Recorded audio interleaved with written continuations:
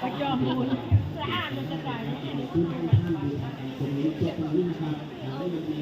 ทุกท่านที่ถวายแด่องค์พระศักดิ์สิทธิ์หลวงพ่อเพชรพระประธานในวิหารนะครับและท่านที่มากันแล้วนะครับให้ท่านเป็นนักถือที่นะครับจะได้ใส่ถุงเท้าท่านนะครับว่าเพิ่งเลี้ยงแต่ละเป๋าด้วยที่ว่าจะมาเยอะนะครับเป็นทางการน้ำรองเท้าก็เป็นเรื่องสำคัญตอนขากลับนะครับสะบัดดงสวย